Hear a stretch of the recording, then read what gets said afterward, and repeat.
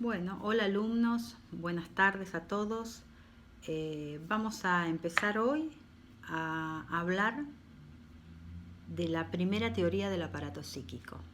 Ya sé que ustedes deben haber leído el material porque recibí preguntas de ustedes. Las preguntas las vamos a dejar para después, porque lo que quiero primero es que ustedes puedan entender esta primera teoría y a lo mejor seguramente muchas de esas preguntas van a ser evacuadas a través de esta explicación. Las que queden iremos resolviéndolas, ¿sí? Bien, entonces, yo ya había hablado en el otro video sobre la introducción al psicoanálisis, cómo surge el psicoanálisis, quién es ese señor médico, neurólogo, que se le llama el padre de la psicología o el padre del psicoanálisis, que es Sigmund Freud, cuál fue su historia de vida, cómo fue desarrollando su teoría, cuál es el método psicoanalítico, que es el método de la asociación libre, que él reemplaza la hipnosis por este método. Y expliqué medianamente cómo era esto de asociar libremente. Él es el primero que habla, vuelvo a repetir, del inconsciente. Es el que descubre el inconsciente. El mayor descubrimiento de la teoría psicoanalítica es el inconsciente. Sin el descubrimiento del inconsciente no se hubiera podido desarrollar la teoría psicoanalítica. A partir de ahí, él empieza a trabajar con pacientes y empieza a estructurar su teoría. Una teoría que va y viene, porque a través de lo que él trabaja con pacientes, hace sus escritos, a veces esos escritos vuelve a reformularlos, es un ida y vuelta, porque es una teoría en desarrollo a través de la práctica clínica con los pacientes. Así, lo primero que él desarrolla es la primera teoría del aparato psíquico. Esta primera teoría del aparato psíquico se la llama estructural. También la pueden encontrar como descriptiva o topográfica. De las tres formas es nominada. ¿Qué es lo que va a desarrollar en esta primera teoría? Se llama estructural porque va a describir, por eso también descriptiva, cómo se estructura este aparato psíquico. Y para eso, en esta primera teoría, va a dividir el aparato psíquico en 3 planos psíquicos. Fíjense que ya estamos utilizando terminología propia. 3 planos psíquicos. No los puedo nombrar de otra manera. Esos 3 planos psíquicos son el plano consciente, el plano preconsciente y el plano inconsciente. Él desarrolla toda su teoría por el descubrimiento de esta estructura psíquica inconsciente de la cual nadie hablaba. Entonces, volviendo, la primera teoría del aparato psíquico se divide en 3 planos psíquicos. El plano consciente, el plano preconsciente y el plano inconsciente. Vamos a ver de qué se trata cada uno de estos 3 planos. Cómo los vamos a describir y qué es lo que cada plano tiene o contiene. En el plano consciente van a estar todas las representaciones mentales que nos vienen a través de los sentidos y que el sujeto tiene que organizar. Decimos que ese plano consciente es el aquí y ahora del sujeto. Por ejemplo, ¿cuál es mi plano consciente ahora? ¿Qué les parece? Bueno, mi plano consciente es yo grabando este video para que ustedes puedan escuchar esta explicación del aparato psíquico de la primera teoría. lo que yo voy diciendo, cómo me voy viendo, qué tengo a mi alrededor, en mi casa, ¿sí? El vaso de agua que tengo para tomar, que por hecho lo toco y está frío, es una sensación que me viene a través de los sentidos. Mi campo visual. En el plano consciente está todo lo que toco, todo lo que veo, todo lo que huelo, ¿sí? Todo lo que voy organizando, todo esto que me viene a través de los sentidos, me viene como estímulos del mundo exterior. Pero yo no los recibo así separadamente, yo los veo como un todo y lo organizo, porque si no me desorganizaría. ¿Se entiende? Si en este momento apareciera un ruido extraño que yo desconozco dentro del ámbito en el cual yo estoy, seguramente me llamaría la atención y me desorganizaría. ¿Sí? Por ejemplo, hace poquito, no sé si ustedes sintieron a través del video, ladró uno de los perros que tengo. Para mí es común. ¿Sí? Pero si el sonido hubiera sido diferente, seguramente yo hubiera estado en estado más de alerta. ¿Se entiende? Este es mi plano consciente. Entonces vuelvo a repetir, son todas las representaciones que me vienen del mundo exterior a través de los sentidos y que el sujeto trata de organizar. Por eso digo que es el aquí y ahora del sujeto. Es lo que me está pasando ahora. Es lo que percibo ahora. Es lo que veo ahora. Es lo que toco ahora. Es lo que huelo ahora. Es lo que escucho ahora. Este es mi plano consciente. Freud va a hablar de otro plano, que es el plano preconsciente. Preconsciente, previo a la conciencia. ¿Qué es lo que hay en ese plano preconsciente?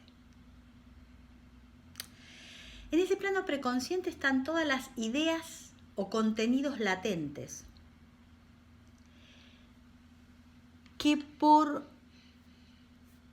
una forma o de forma voluntaria o involuntaria pueden pasar todos esos contenidos, ideas que están ahí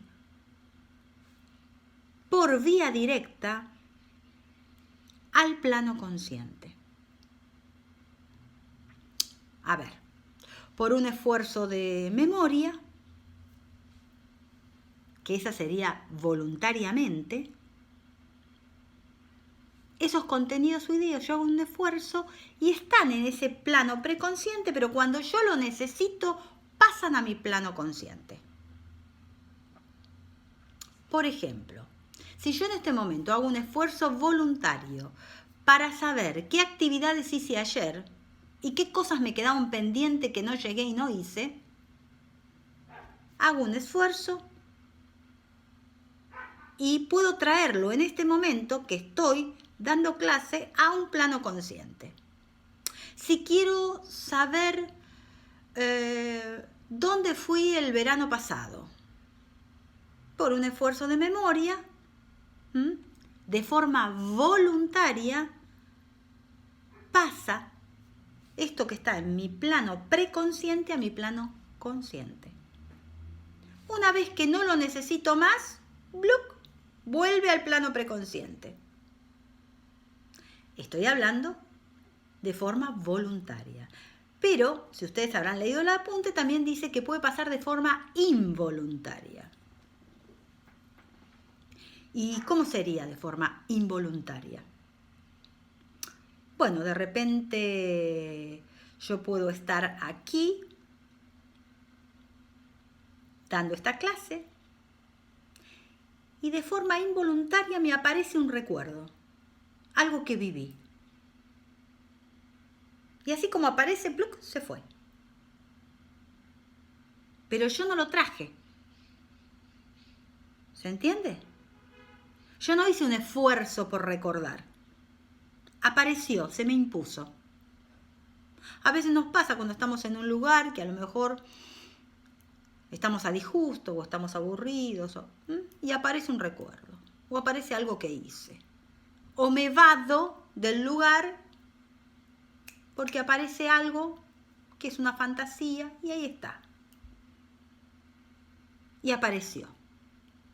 Aunque yo no hice nada para recordarlo. Esa sería de forma involuntaria. Una vez que así como aparece, se va. Entonces, volvemos. El plano preconsciente, todos los contenidos, ideas, recuerdos, sentimientos que acompañan a esas historias, a esos contenidos, a esos recuerdos, pueden aparecer de forma voluntaria por un esfuerzo, por recordar, o de forma involuntaria se me imponen y una vez que aparecen así como aparecen se van. Es como un reservorio que tengo a disposición y del cual yo puedo recurrir. Y una vez que no lo preciso, se vuelve a ir. Mira, yo hice este cuadrito. Espero que se vea. Acá van a ver en la parte preconsciente y la parte consciente, el plano preconsciente y el plano consciente. Yo digo que lo que está acá pasa por vía directa voluntariamente acá o involuntariamente, como dije. ¿Y por qué puede pasar? Porque acá hay una barrera de censura, o también se le puede llamar barrera represiva, de represión, que lo que hace es regular el paso. Funciona como una válvula, regula el paso de lo que está en el plano preconsciente y yo puedo traerlo voluntaria, como dije antes, o involuntariamente a mi plano consciente. ¿Sí? Y después vuelve. Se cierra el paso, vuelve hacia atrás y ya está. Esta válvula se abre, por decir que funciona como una válvula, es una barrera, ¿sí? Lo correcto es una barrera de censura o una barrera de represión, que está entre el plano consciente y el plano preconsciente. Y va regulando el paso de los contenidos a medida que yo los necesito voluntariamente o a veces se imponen involuntariamente. Y vuelven, sin ningún tipo de problema. Bien. Vamos ahora al más importante, al plano inconsciente, del cual nadie hablaba y que Freud descubre y a través de ahí desarrolla toda su teoría. ¿Qué hay en el plano inconsciente? En este plano inconsciente también están las ideas y contenidos latentes, junto con los recuerdos, las emociones, todo lo que acompañan a esas ideas o contenidos latentes. ¿Sí? Estas ideas o contenidos latentes que son inconscientes, de los cuales el sujeto nada, absolutamente nada sabe, pero que están, aunque no se acuerde de ellos, esto que está aquí,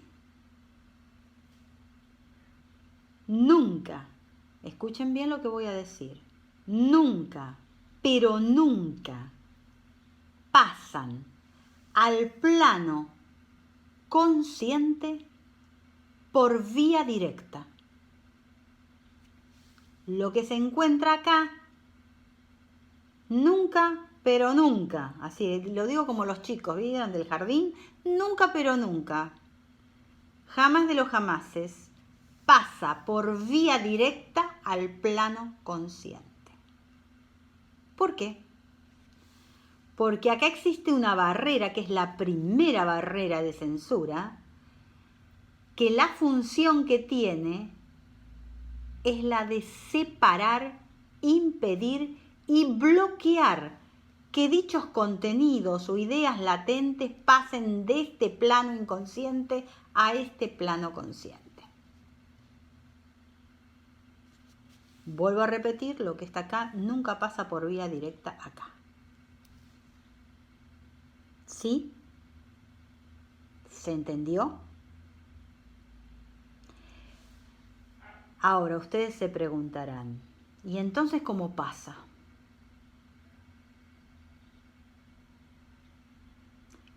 Dije que no pasa por vía directa, pero sí pasa por vía indirecta.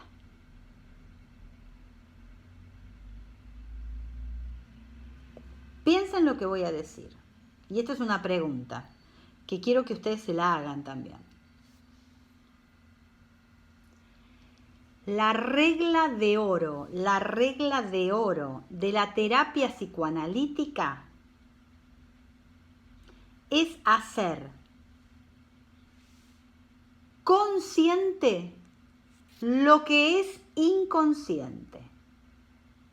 Esta es la regla de oro de cualquier terapia psicoanalítica. Que el sujeto pueda ser consciente lo que para él es inconsciente, lo que está acá. Y yo acabo de decir que lo que está acá nunca pasa por vía directa acá. Entonces mi pregunta es, ¿cómo hago para ser consciente lo que es inconsciente si esto nunca pasa por vía directa acá?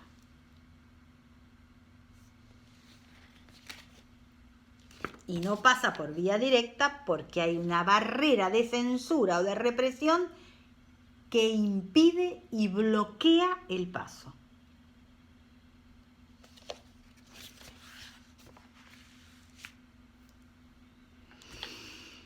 Bueno, yo dije que no pasaba por vía directa, pero sí pasa por vía indirecta. ¿Y cuál es la vía indirecta?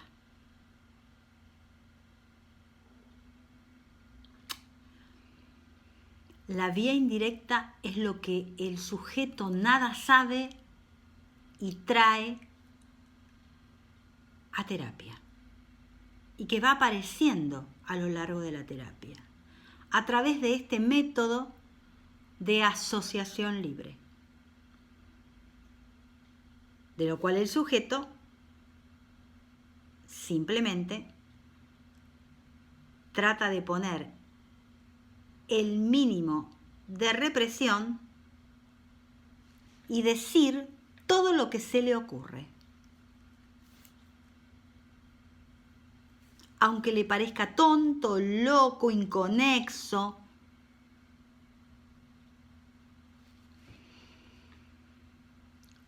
¿Dónde está la vía indirecta?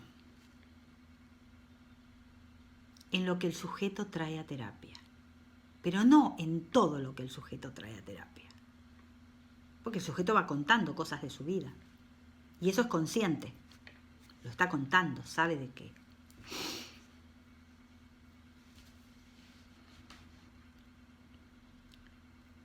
¿Dónde me habla el inconsciente?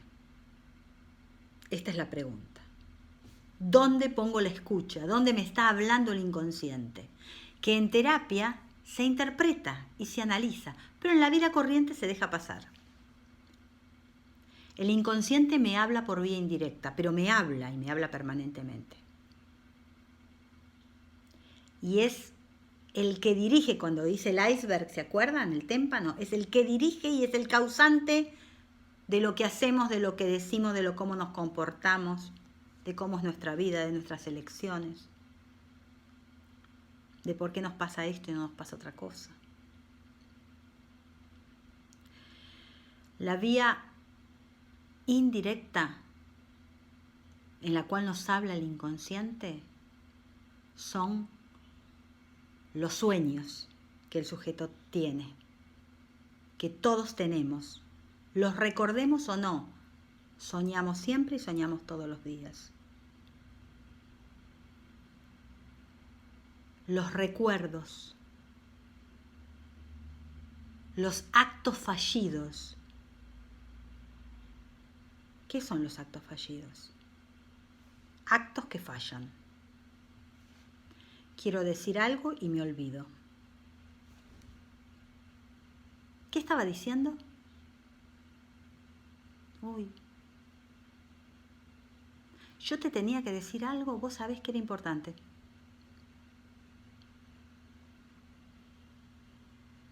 No sé por qué no lo recuerdo ahora.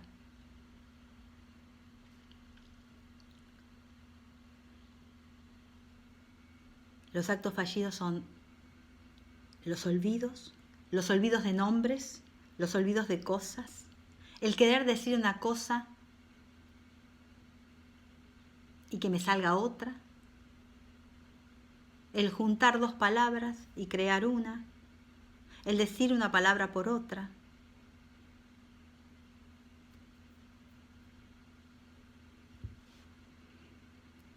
¿De qué otra forma nos habla el inconsciente? A través de los síntomas que trae el paciente. El síntoma es el lenguaje puro del inconsciente, que el sujeto lo convierte y lo pone en el cuerpo. Ahí me está hablando el inconsciente. Un miedo a tal cosa, una fobia a tal cosa, un ataque de pánico, un ataque histérico, una obsesión. Son síntomas. El paciente me está trayendo sus síntomas de las cuales se queja y quiere revertir y los padece y los sufre, pero yo sé que ahí me está hablando el inconsciente. El lenguaje del inconsciente no es el lenguaje de todos los días. No está en lo que el sujeto dice, está en lo que el sujeto oculta, en lo que el sujeto calla, en lo que el sujeto no recuerda y a veces aparece e irrumpe a través de un síntoma, a través de un sueño, a través de un acto fallido, a través de una fantasía que trae a terapia.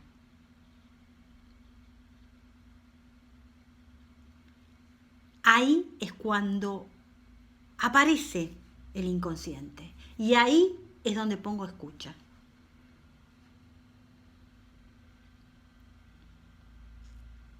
¿Sí? Muchas veces pasa en la vida común. Lo que pasa que en terapia psicoanalítica, lo que uno deja pasar en la vida común, la escucha del terapeuta hace que no pase. El sujeto está hablando y sigue hablando y uno le dice, a ver, ¿qué fue lo que dijiste recién? No importa, tal cosa, X.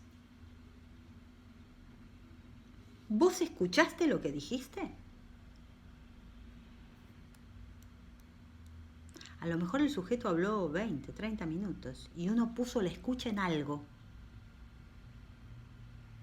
que es significativo para la historia de ese paciente. Y que a lo mejor ni él mismo se dio cuenta que lo estaba diciendo. Que es el mecanismo de negar, de negación, de no quererse oír, de no querer escuchar. El lenguaje es importante. La palabra, lo que trae es importante. Hay una decodificación del lenguaje diferente en la terapia psicoanalítica. Ahí está el inconsciente hablando.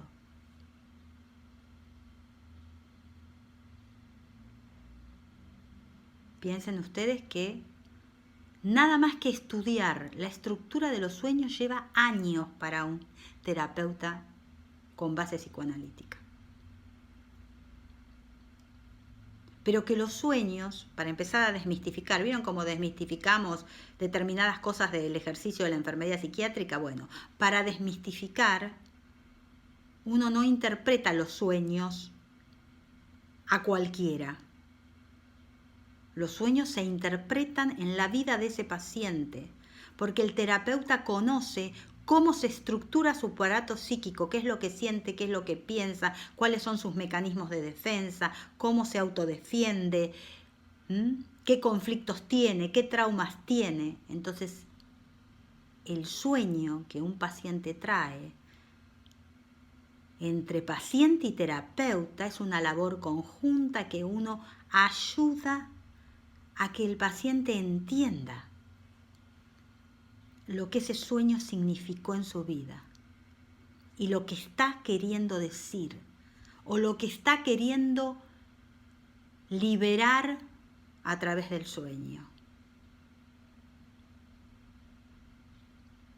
Los sueños son la expresión de deseos inconscientes. La expresión de deseos reprimidos inconscientes.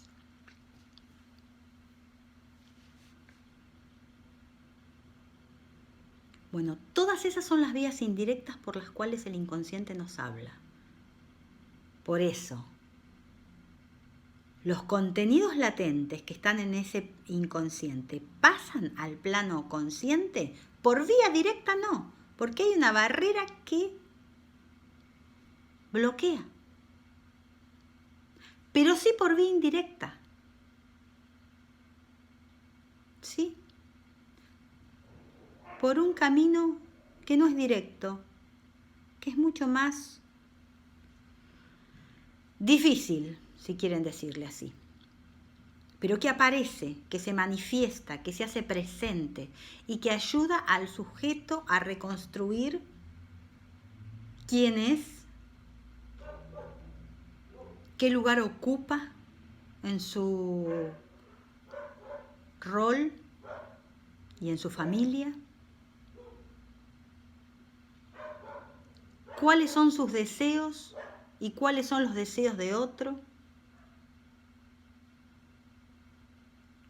qué deseos se está realizando, si los propios o los de otro, qué son las cosas que le originan los traumas y los conflictos, por qué siempre tropieza, porque el ser humano es el único que tropieza con la misma piedra 20 veces, inclusive sabiendo que la piedra está ahí.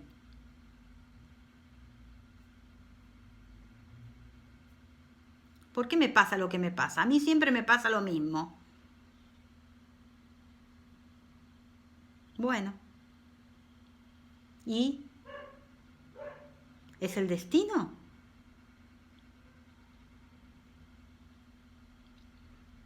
Serán mis elecciones, porque siempre elijo inconscientemente las cosas que a lo mejor me destruyen o me hacen mal.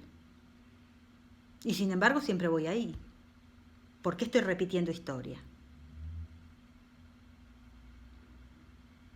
De todo eso se ocupa el tratamiento terapéutico psicoanalítico. Y es un tratamiento profundo.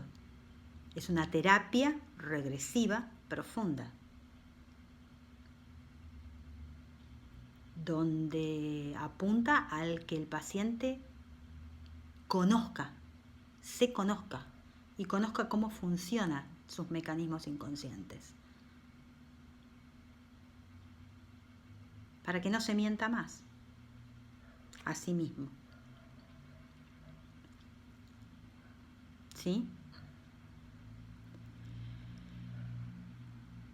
Bueno, espero que esto haya quedado claro. Ustedes me hicieron otras preguntas que yo sé que están dentro del apunte, que tienen que ver con la represión, con la sublimación, pero ese tema lo vamos a tratar cuando toquemos mecanismos de defensa. Después de que veamos las dos teorías del aparato psíquico, la relación entre ambas, van a venir los mecanismos de defensa. Y ahí vamos a hablar de represión y de sublimación. De cualquier manera, de represión ya estuvimos hablando. Hablamos de las dos barreras de censura, que son barreras represivas.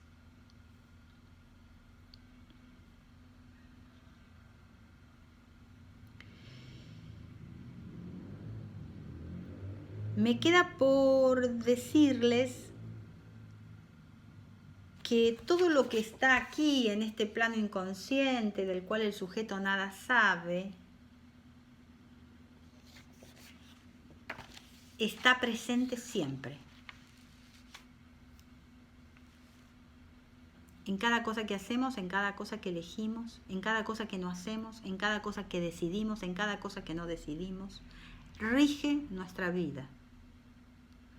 Por supuesto que en la vida diaria nosotros daremos explicaciones que a lo mejor nada tienen que ver con los verdaderos motivos y las causas de por qué hacemos lo que hacemos. Porque no sabemos por qué hacemos lo que hacemos. De eso se ocupa la terapia psicoanalítica. De desentrañar los verdaderos deseos reprimidos y motivaciones ocultas, inconscientes que tiene el paciente para conducirse en la vida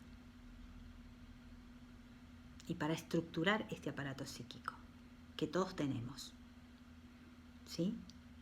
Piensen que yo estoy hablando de todos, no estoy hablando de la anormalidad. Esto es nuestro aparato psíquico. Así funcionamos todos los días.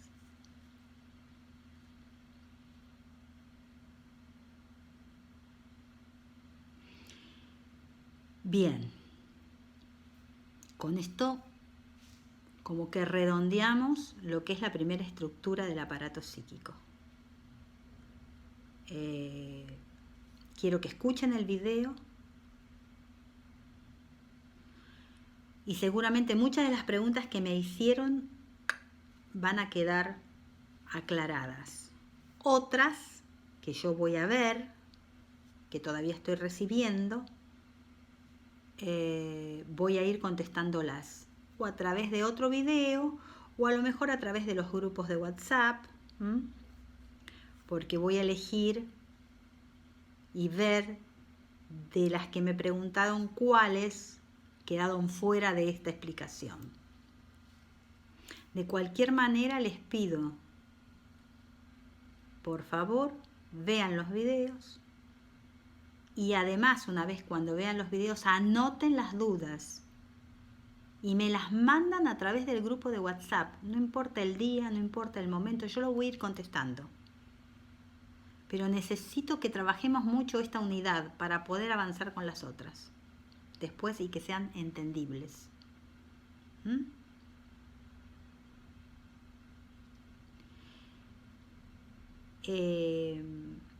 Creo que nada más. Ustedes tienen un ejemplo también que el apunte trae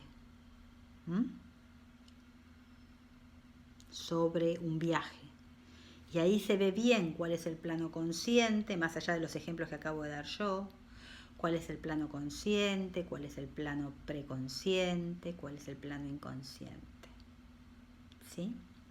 Antes de finalizar, recuerdo una pregunta que acabo de leer, que alguien me pregunta por el subconsciente. El subconsciente no existe. Es una pésima traducción de las obras completas de Sigmund Freud. Y ustedes van a ver que se usa muy a menudo. Y que se la usa muchas veces como sinónimo del inconsciente. Y otras veces como sinónimo del preconsciente. Y es muy sencillo, tengo que ir a la etimología de la palabra. Sub es todo lo que está por debajo. Subterráneo, subsuelo, subyacente. El prefijo sub implica por debajo.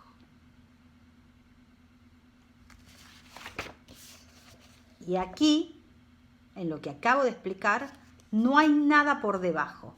A lo sumo, si me refiero al preconsciente, es previo a la conciencia. Y si me pongo muy estricta, yo para no complicarlos, pero si me pongo muy estricta, porque yo no quiero que ustedes salgan especialistas en psicoanálisis, pero si me pongo muy estricta, el preconsciente Es parte del inconsciente, pero es aquella parte del inconsciente que puede pasar por vía directa acá, porque hay una válvula que regula. Lo que está acá no produce ningún conflicto para que pase acá. Por eso es preconsciente, es previo a la conciencia. Pero si yo tengo que ubicar este preconsciente y en vez de ubicarlo acá me dicen, ¿de qué lado está? ¿Del plano de la conciencia o del plano de la inconsciencia? Está de este plano. Pero es las ideas latentes que sí pueden pasar por vía directa, voluntaria o involuntariamente. En cambio, lo que está acá nunca pasa por vía directa y ya vemos por qué vía pasa. ¿Qué pasa acá cuando pasa por vía indirecta acá? Y esta barrera se relaja un poco. Pero se relaja para pasar de forma indirecta, nunca directamente.